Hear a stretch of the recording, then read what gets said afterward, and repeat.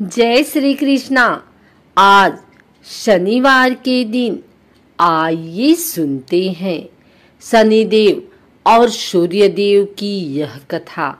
धर्म ग्रंथों के अनुसार सूर्य की द्वितीय पत्नी के गर्भ से शनिदेव का जन्म हुआ। जब शनिदेव छाया के गर्भ में थे तब छाया भगवान शंकर की भक्ति में इतनी ध्यान मग्न थी कि उसने अपने खाने पीने तक शुद्ध नहीं थी, जिसका प्रभाव उसके पुत्र पर पड़ा और उसका वर्ण श्याम हो गया। शनि की श्याम वर्ण को देखकर सूर्य ने अपनी पत्नी छाया पर आरोप लगाया कि शनि मेरा पुत्र नहीं है। तभी से शनि अपने पिता से शत्रु भाव रखते हैं। शनिदेव ने अपनी साधना तपस्या द्वारा शिव जी को प्रसन्न कर अपने पिता सूर्य की भांति शक्ति प्राप्त की और शिव जी ने शनिदेव को वरदान मांगने को कहा। तब शनिदेव ने प्रार्थना की कि युगों युगों में मेरी माता छाया की पराजय होती रही है। मेरे पिता सूर्य द्वारा अनेक बार अपमानित व प्रताड़ित किया गया है। अतः माता की इच्छा है कि मेरा पुत्र अपने पिता से मेरे अपमान का बदला ले और उनसे भी ज्यादा शक्तिशाली बने। तब भगवान शंकर ने वरदान देते हुए कहा कि 9 ग्रहों में तुम्हारा सर्वश्रेष्ठ स्थान होगा। मानव तो क्या, देवता भी तुम्हारे नाम से भयभीत रहेंगे। शनि के संबंध में हमें पुराणों में अनेक आख्यान मिलते हैं। माता के छल के कारण पिता ने उन्हें श्राप दिया। पिता अर्थात सूर्य ने कहा, आप क्रूरतापूर्ण दृष्टि देखने वाले मंदगामी ग्रह हो जाएं।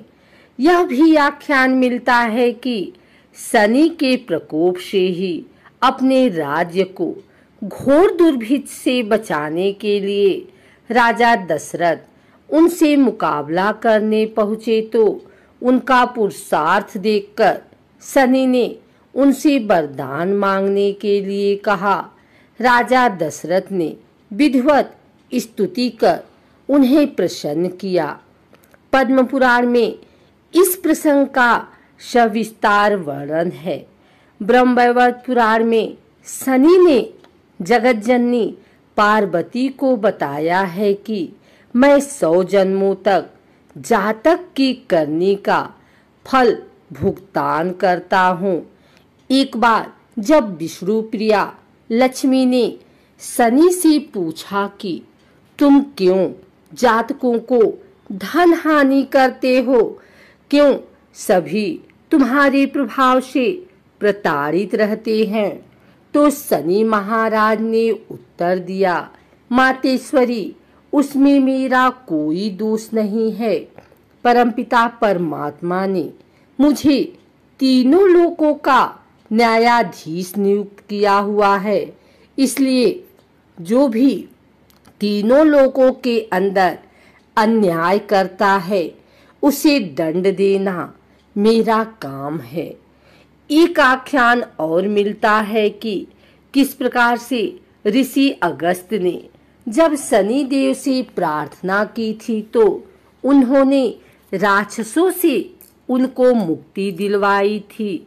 जिस किसी ने भी अन्याय किया उनको ही उन्होंने दंड दिया, चाहे वह भगवान शिव की अर्धांगिनी सती रही हों, जिन्होंने सीता का रूप रखने के बाद बाबा भोलेनाथ से झूठ बोलकर अपनी सफाई दी और परिणाम में उनको अपने ही पिता की यज्ञ में हवन कुंड में जलकर मरने के लिए शनि देव ने विवश कर दिया।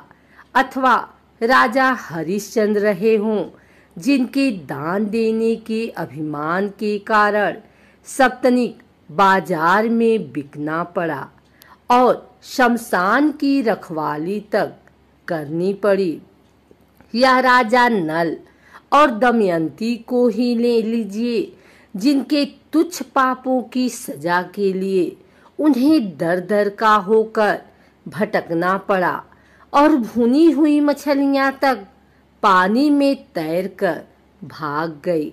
फिर साधारण मनुष्य के द्वारा जो भी मनसा वाचा कर्मणा पाप कर दिया जाता है, वह चाहे जाने में किया जाए या अनजाने में, उसे भुगतना तो पड़ेगा ही। एक और कथा के अनुसार रामायण काल में एक समय शनि को अपने बल और पराक्रम पर घमंड हो गया था। उस काल में हनुमान जी के बल और पराक्रम की कीर्ति चारों दिशाओं में फैली हुई थी।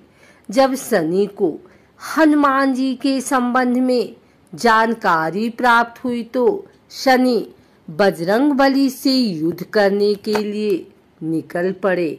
एक शांत स्थान पर हनुमान जी अपने स्वामी श्री राम की भक्ति में लीन बैठे थे।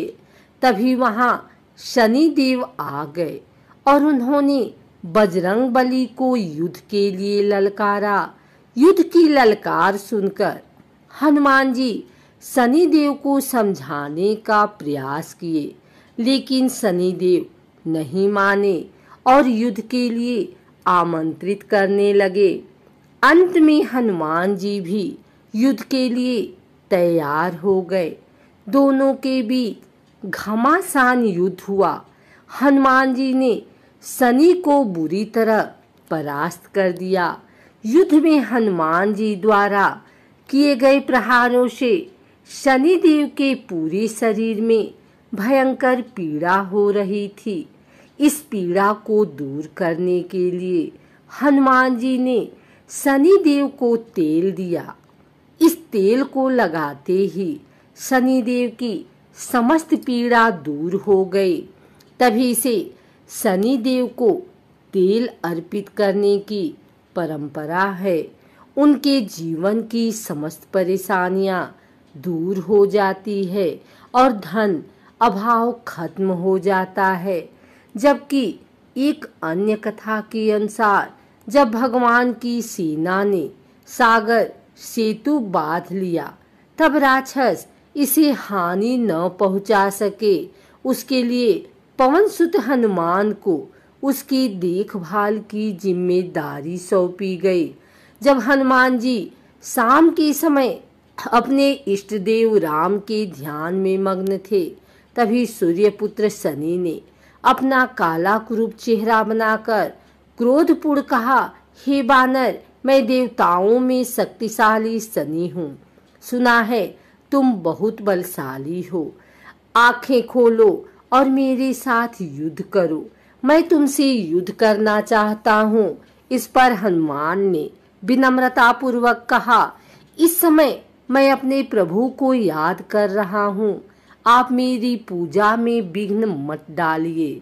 आप मेरे आदरणीय हैं। कृपा करके आप यहाँ से चले जाइए। जब शनिदेव लड़ने पर उतर आए तो हनुमान जी ने अपनी पूंछ में लपेटना शुरू कर दिया। फिर उन्हें कसना प्रारंभ कर दिया और जोर लगाने पर भी शनि उस बंधन से मुक्त न होकर पीड़ा से व्याकुल होने लगे। हनुमान ने फिर सेतु की परिक्रमा कर शनि के घमंड को तोड़ने के लिए पत्थरों पर पूंछ को झटका दे देकर पटकना शुरू कर दिया। इससे शनि का शरीर लहूलुहान हो गया, जिससे उनकी पीड़ा बढ़ती गई।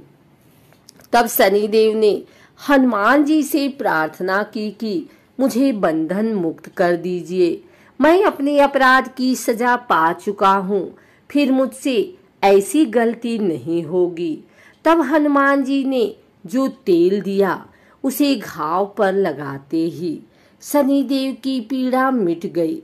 उसी दिन से शनि देव को तेल चढ़ाया जाता है, जिससे उनकी पीड़ा शांत हो जाती है और वे प्रसन्न हो जाते हैं।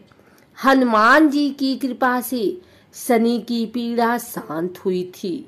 इसी वजह से आज भी शनि हनुमान जी के भक्तों पर विशेष कृपा बनाए रखते हैं।